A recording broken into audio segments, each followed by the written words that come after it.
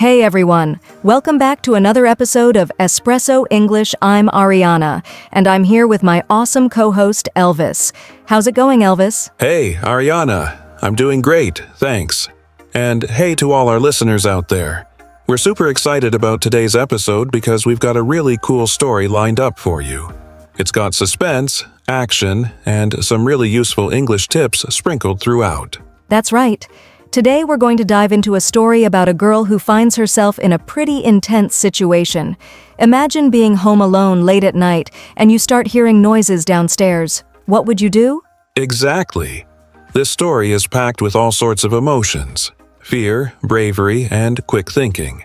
But don't worry, it all turns out okay in the end. And of course, along the way, we'll be breaking down some of the grammar and vocabulary that really bring this story to life. Yes.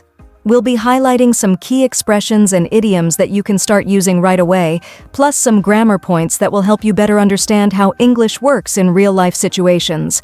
So, whether you're an English learner looking to level up your skills or just someone who loves a good story, this episode is for you. Stick around, and let's get into it. Grab a cup of tea, get comfortable, and let's dive into this exciting story together. You're going to love it. It was a night like any other. The moon was hanging low in the sky, casting a silvery glow over the suburban neighborhood. I had just finished my last bit of homework and was ready to crawl into bed. My room was on the second floor, with a large window that overlooked the quiet street below. I could see the soft yellow light of the street lamp flickering, but otherwise, everything was still. Okay, so let's start by breaking down the first part of the story. There's some really interesting vocabulary and imagery here that we can learn from. Elvis, do you want to kick things off? Absolutely. The opening sentence sets the scene beautifully. It was a night like any other. This phrase tells us that the night seemed ordinary and unremarkable at first, which is a great way to start a story because it makes what happens next even more surprising. Exactly. Now let's look at the phrase crawl into bed. This is a common expression in English, and it's used when you're tired and ready to sleep. It suggests that the person is moving slowly or lazily, like they're really looking forward to getting cozy under the covers. Right. And next we have the word overlooked. In the story, the room overlooked the quiet street below. When something overlooks something else, it means it's positioned above it and has a view of it. So here, the window in the room gives a view of the street outside. It's a great way to describe a setting and help the reader visualize the scene. Exactly. Now let's talk about the word flickering. This word is used to describe the street lamp's light in the story. I could see the soft yellow light of the street lamp flickering. When something flickers, it means it's shining unsteadily, like the light is going on and off very quickly. It creates a slightly eerie or mysterious atmosphere, which is perfect for this kind of story. So, just from this short paragraph, we've got a clear picture of the scene. An ordinary night with a moonlit neighborhood, a tired student ready to sleep, and a room with a view of a quiet street where the only movement is the flickering light of a street lamp. It's a calm setting that hints at something about to happen. And these small details, like crawl into bed, overlooked, and flickering, really help to create that vivid image in your mind. As you listen to the story, try to picture these scenes and think about how the vocabulary and phrases help to build the atmosphere. That's a great tip, Ariana. And for our listeners, don't worry if you don't catch everything the first time. We're here to help you understand and enjoy the story while improving your English. Let's keep going and see what happens next. The house was eerily quiet. My parents were away on a weekend trip, and I was home alone for the first time. I'm 17, so it wasn't a big deal. At least, that's what I told myself. I was kind of looking forward to the solitude. I could watch whatever I wanted on TV, stay up as late as I liked, and just enjoy the freedom. After brushing my teeth and changing into my favorite pajamas, I slipped under the warm covers of my bed. The soft hum of the air conditioner was the only sound in the room, lulling me into a sense of calm. I turned off the bedside lamp, plunging the room into darkness, save for the faint light coming from my window. I checked my phone one last time before putting it on the nightstand. 11:45 p.m. All right, everyone. Now let's dive into a specific part of the story and break it down a bit. There's a lot of great language packed into just a few sentences, so let's take it step by step. Elvis, do you want to start with that first line? Sure thing, Ariana. The first line we're looking at is, "The house was eerily quiet." Now, the word eerily is an adverb that comes from the adjective eerie. It's used to describe something that's strange and makes you feel a bit uneasy, often because it's too quiet or still. So, when we say eerily quiet, we're painting a picture of a silence that feels unnatural or even a little spooky. This sets the tone for the rest of the scene. Exactly. It gives us that sense of suspense right from the start. Now let's move on to the word solitude. The sentence goes, "I was kind of looking forward to the solitude." Solitude is a noun that means the state of being alone, but it's usually a positive thing. It's about enjoying the peace and quiet that comes from being by yourself. So, here, the character is actually looking forward to having some alone time, which is interesting because it contrasts with the eerie quietness we just talked about. That's a great point, Ariana. It's a good example of how English can play with contrasts. Solitude can be peaceful, but it can also feel a little eerie if the environment is too quiet or unfamiliar. Now, the next word we have is slipped. As in, I slipped under the warm covers of my bed. This is a verb, and it's used here to describe a smooth, easy movement. The word slipped often suggests something gentle or quick, like slipping into bed or slipping on a pair of shoes. It's a very natural, everyday word, but it adds a nice touch of imagery to the action. It's all about those small, subtle actions that make the story feel real. Now let's talk about hum. From the line, "The soft hum of the air conditioner was the only sound in the room." Hum is a noun here, though it can also be a verb. As a noun, it refers to a low, continuous sound, like the sound an air conditioner makes. It's not loud or distracting, it's more like background noise.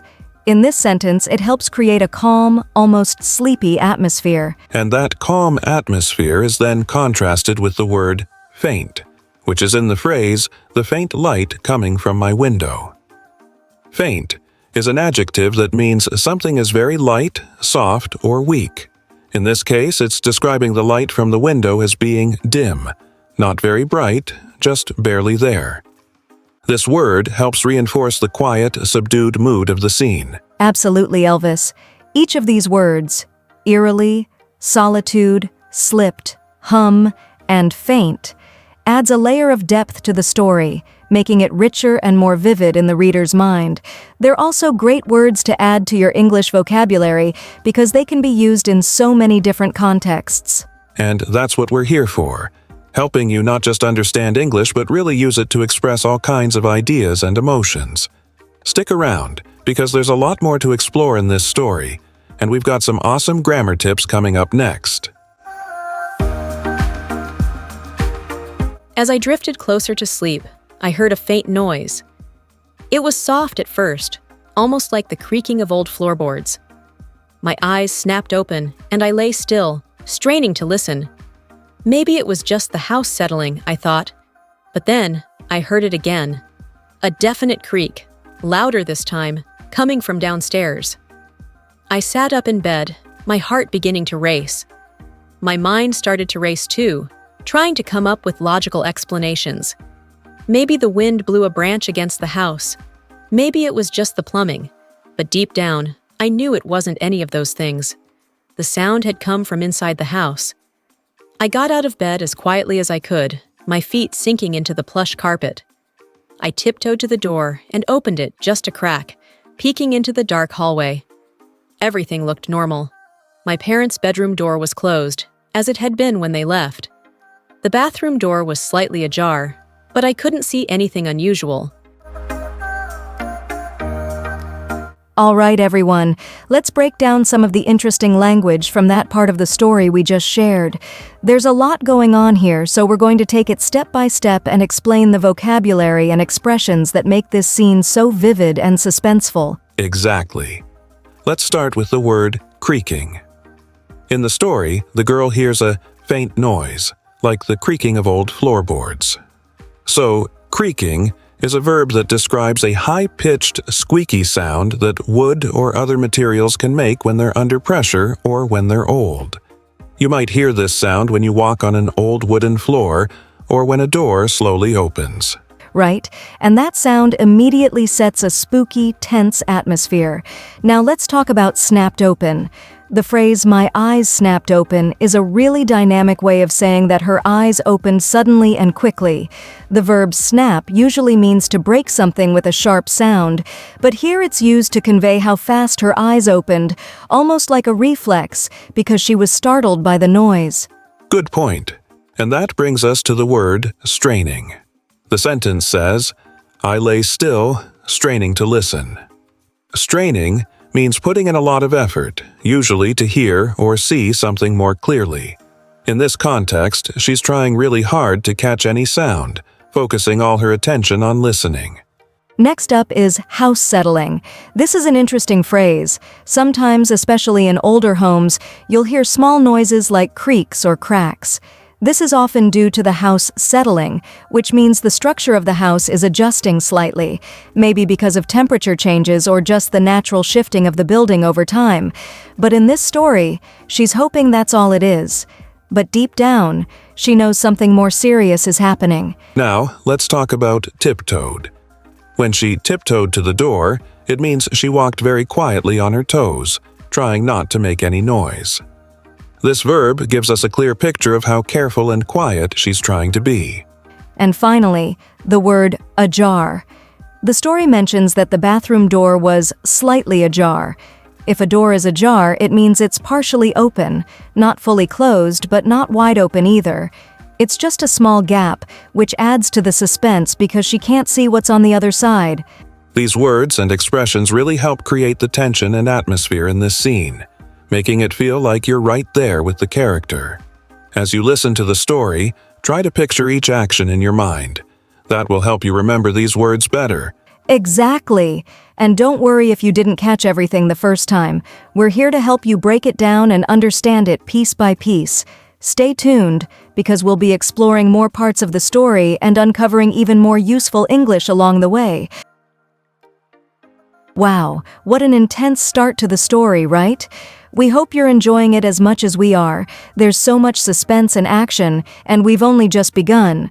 Absolutely. And we've got so much more to cover. We'll be diving deeper into the story and breaking down even more useful English expressions, idioms, and grammar points in the next episode. So, if you're curious about what happens next, will she be able to get out of the house safely? What will she do next?